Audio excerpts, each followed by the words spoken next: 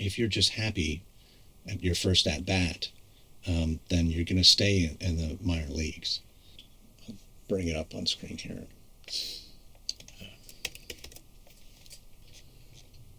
Here we go. From Noiser and Airship, I'm Lindsay Graham, and this is History Daily.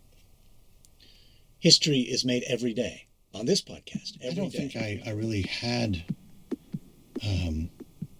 any concrete ideas of what I wanted to be when I grow up. I don't think I had concrete ideas of what growing up was like. Well, all through college, I was in a band, and I had a PA system, which put me in demand for other bands. I was running sound and lights for an improv comedy troupe called Pavlov's Dogs. Creating stuff is fantastic. You're growing your flowers. There's really nothing better when they bloom, and when they do, that they're a color you didn't expect. I was introduced to Lindsay by my roommate, Dale.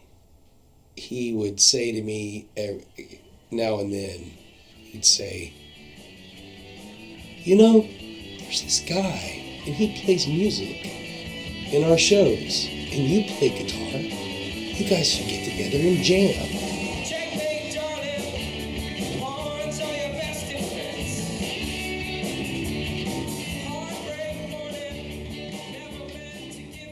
Since then, we've been close friends. So I bought this property in 2004. At the time, it was didn't look like this. So it had a dirt floor. There was no foundation. It was really beat up. It was fun to rip it out. It was fun to learn. We had done a lot of reading, a lot of studying about acoustics and how to insulate properly and how to build sound absorbers and how to lay out the studio as best we could. This studio was largely a hobby that kept me occupied on weekends, and it was a lot of fun. I was working at a small insurance company that I didn't really enjoy, and it turns out that they didn't enjoy me either. And so I was fired. But I came home and, I told my wife that I was fired, which is a big problem because we have a mortgage and a new baby. I've been unhappy at work for years and years. So let me try to do something I actually really enjoy. I wonder if I could make a small career out of audio. I was like, okay, what would that be like, And of course he had the sound studio. And so he thought audiobooks, that's an avenue, that's a channel, and he had a partner. And I think at first it was really exciting for him because he was, working for himself, sort of. I mean, we're all beholden to somebody, even business owners. But then after, the glitter settled, he realized he didn't like audiobooks. And it was just boring recording sessions. He wasn't getting anything out of it, emotionally. I had my little adventure in audio, and it was all over. So I went back to the working world and started working in marketing again. The most difficult thing was discomfort, right?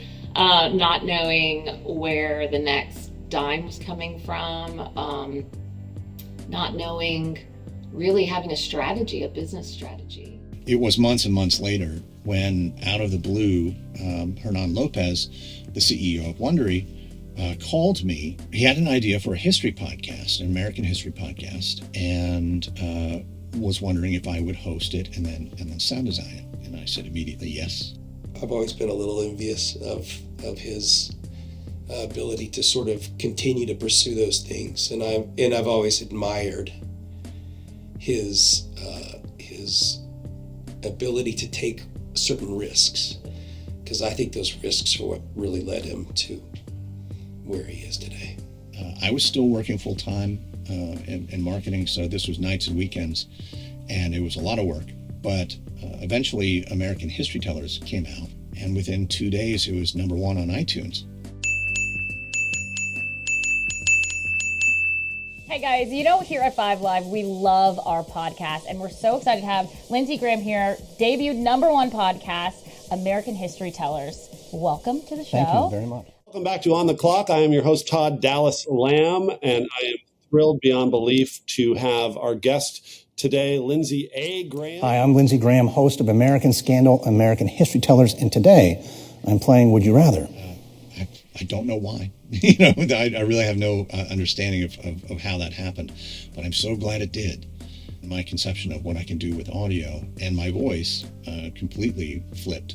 I had to have a conversation with my wife. It's like, well, here we are again. I remember my first Monday in which I didn't go to my day job, and instead I came here and sat down and I was like, well, this is the new day job. This is where I'm going to be. And it is where I've been for the last 6-7 years. The shift in him from actually really loving what he was doing and doing it really well was palpable.